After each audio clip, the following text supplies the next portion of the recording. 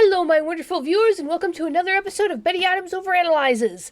Today, we are going to take a very special look at who is at fault for how badly Kokoru's mission failed in the latest chapters. Now, there are absolutely going to be spoilers all the way through chapter 80, so if you haven't read that yet, you might want to click the links below this video to go get yourself a copy of my book, Humans Are Weird, Let's Work It Out, available on Amazon, Barnes & Noble, Kobo by Rakuten, etc., and so on.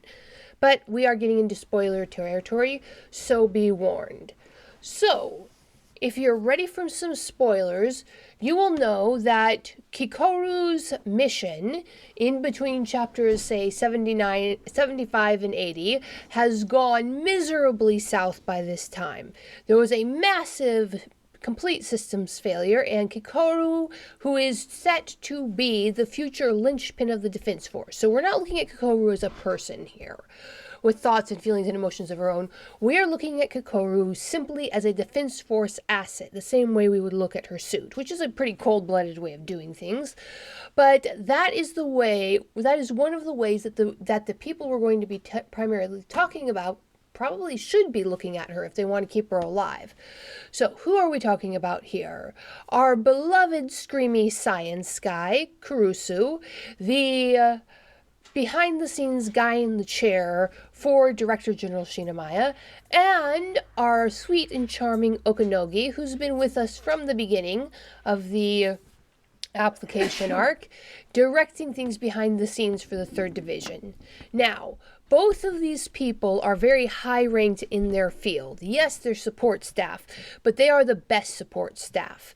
Okanogi is the support staff entrusted with taking care of the golden child of the Defense Force, Mina Ashiro, and her vice captain. Screamy Science Guy was the hand-chosen, hand-trained assistant to the great Director General Shinamaya. Now, all of these are wielding super powerful weapons. Kurusu has more experience with numbered weapons, but Okanogi has had a crash course in that anyway. Now, why am I focusing on them?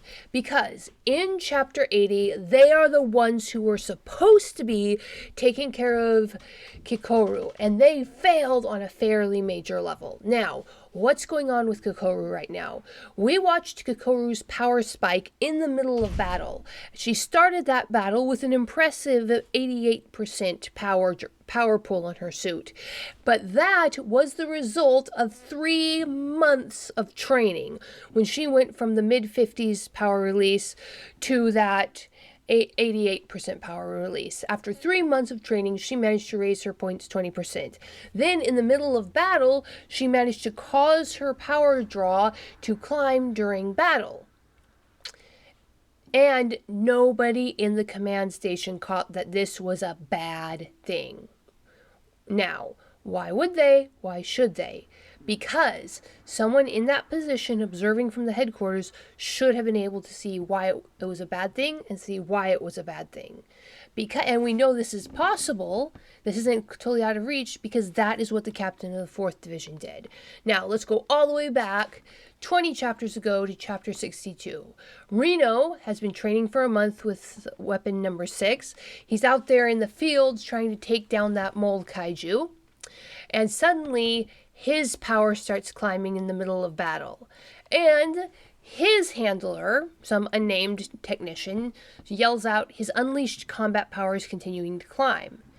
Now, the technician doesn't recognize that this is a bad thing. So we're looking at this, and this isn't something that not many people know. Number one, because these super powerful numbered weapons are pretty rare.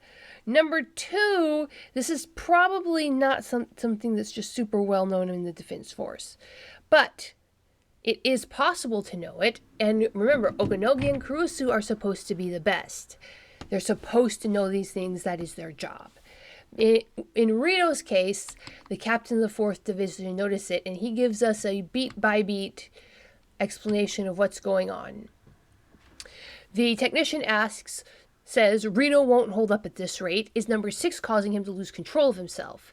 And the captain of the 4th Division says, no. What you're seeing now, it's all Ichikawa, or in Chapter 80, it's all Kikoru. With users of numbers weapons, syncing with the massive energy in cells of a Daikaiju triggers stimulation in their brains that causes an abnormal spike in their neurotransmitter levels as well as their transmission rate. As a result, their basic human nature and desires bubble to the surface, and depending on their personality, the impulse is strong enough to destroy their bodies. Now, then the tech guy says this can't be, this never happened during training. And the 4th Division captain said, that's what makes the battlefield so scary. Your mind and body enter such an extreme state that it brings forth the unexpected. Not only that, but she's manning a weapon made from Kaiju number 4, one of the strongest Kaiju in history. The toll it's taking on her mind and body must be astronomical. And at this point, we see Reno enter the mind space where the outside world can't reach them. In fact, if you look at the panels in chapter 62, pages 10 and 11, you're looking at nearly the exact same beats that Kokoru has in chapter 80. And now in this case, there is no external force affecting Reno. It's all his own head. So that really, really makes me question, are Kaiju number 15's psychic abilities that powerful? Is Kaiju number 15 really doing this to Kokoru? Or is Kaiju number 15 just taking advantage of the situation and going along for the ride? Because we saw this happen to Reno when there was nobody around but a mole Kaiju who's definitely no psychic superhero. And then, of course, for Reno, he had a Haru there to burst in and break him out. And now the same thing is happening to Kokoru. And let's look at Kurusu.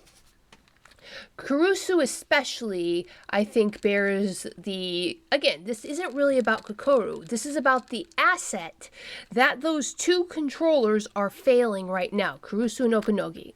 Now, Okanogi is a very competent officer dedicated to keeping the active duty officers alive. She definitely bears some of the responsibility for not recognizing this. She's the researcher.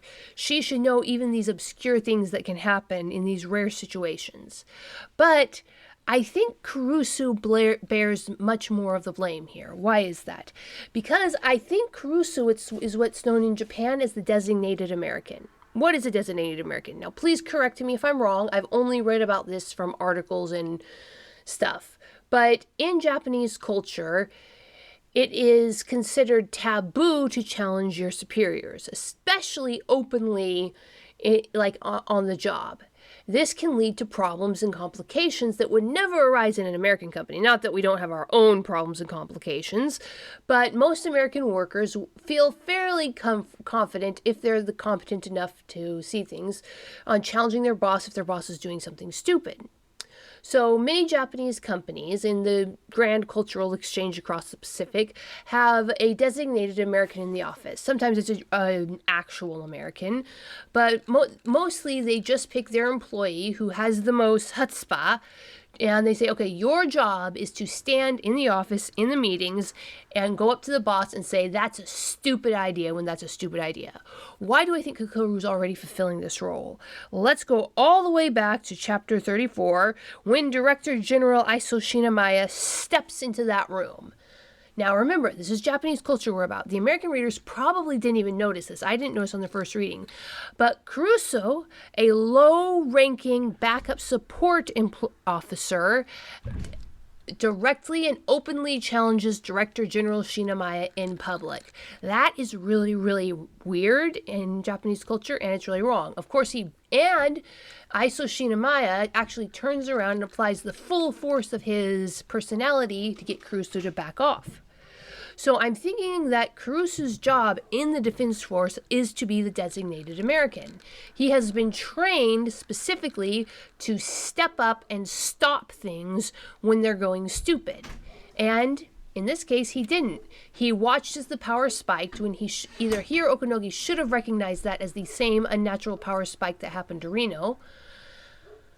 And the fact that they didn't is a failure of their research, a failure of Caruso's role as the designated American. One of them should have said something. So, what do you think? Am I being way too hard on Okanogi and Caruso here? I mean, this is our beloved Screamy Science guys we're talking about. Leave a comment below telling me what you think. Do you think Caruso is the Defense Force's designated American?